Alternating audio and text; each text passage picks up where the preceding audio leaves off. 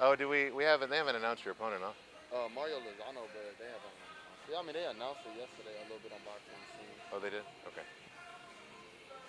I hate to go from a higher caliber fighter like Andrade to someone like Mario Lozano. But Yeah, he's 28 and 28 five. and I five. looked But at him yesterday. They, I don't know. You just gotta stay on TV. I mean, you know, they can't, they can't duck you forever. You ready? Kelsey Carson here for the Boxing Channel. I got Jermell Charlo. Jermell, you were looking forward to a big opportunity yeah. this December against Demetrius Andrade. Andrade pulled out of the fight. Now you've got another opponent. You're still going to fight on the card. Um, how disappointing is it to be right there, right there for the world title shot and for it to fall through like that?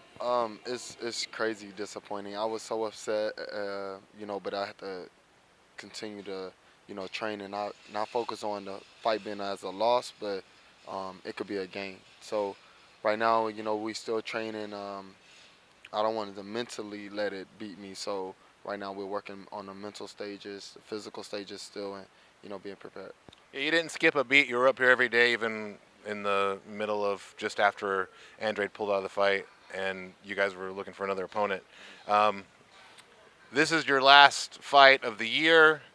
How excited are you for what you've done this year, and where do you expect to go next year? This year was made a big statement in my career. Fighting Charlie Oda, fighting Gabriel Rosado back in January. Now I'm finna take this last fight and start the new year off strong. If I could get back in there in January, I would. Um, I'm really looking forward for world titles in 2015, but big name fights, period. And just let the fans know and supporters of the Charlo brothers, stay in lock and just keep supporting it, just keep going. And so, getting ready for this next, just getting ready to close out the year. I'm super excited to be, done because I really worked almost the entire year training and just getting prepared for something major. There was talk of potentially the Andrade fight being rescheduled, or maybe discussions going on down the line. Do you expect negotiations for that fight to continue, or are you guys looking for other things? Um, I'm not, because of the fight pulled out before, I'm not putting all my eggs in this one basket anymore. So I'm gonna continue to shop around, you know, and continue to take other fights if I have to. And if this fight does come through for me, I'll accept it. I'm there. I never denied the fight. That's why Andrade said the fight wasn't actually made, but the whole time they told me this fight was in, I was on it. There's nothing changed, nothing. When you told me that I was fighting this as a possible fight, I knew I was fighting that fight. When Showtime announced the fight, it went out in a press release, so most people thought that the fight was made. Um, then their promoter sent out the release. He's unavailable. What do you think's behind that? I, it has to be money. I don't know. It's probably an issue dealing with him and the promoter because the networks were good. My promoter was good. My management was good. My team was good.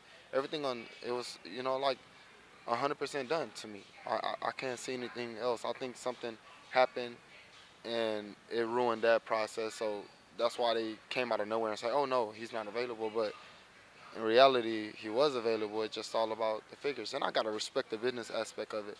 Um, you're a champion. If I'm the challenger and I'm making more money than the champion, I'm pretty sure that's an ego thing that makes him feel some type of way. So, if I was a champion, I wouldn't want the challenger making more money than me. At the same time, reportedly he was scheduled to make more money than he's ever made in a prize fight for the fight. Well, What do you think about that? I mean, that's pretty. I don't know. Can't hardly comment, but blessings to him and his family. I mean, if he's had the opportunity to make more money and he denied it, then I guess he do see something bigger in the works for him. So, I'm just gonna keep tuned to what I'm focused on in my career, my life, and just stay focused on training and getting ready for the 13th.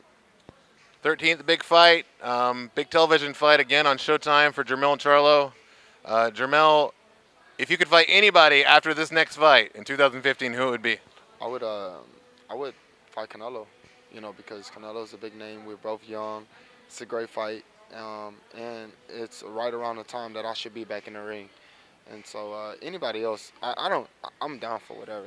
Like I'm down for whoever has titles. I know my brother's seeking to get number one spot, so let him enjoy that. But if Cornelius Brunish want to take a fight with me, I'll go with him too. But my brother's fight #1, so I don't even want to step on his toes or step in that way. So let him win that, and just keep pushing. You guys all have aspirations to be world title holders at the same time. You, your brother, and Aristotle Lara, who currently has one. What happens if you all get one? You guys gonna settle it here at Plex? Nah, we're gonna enjoy it and just sit back and be like, fight everybody that come up from there. So other than that, that's it. All right. For Jermell Charlo, this is Kelsey McCarson for the Boxing Channel. Good work.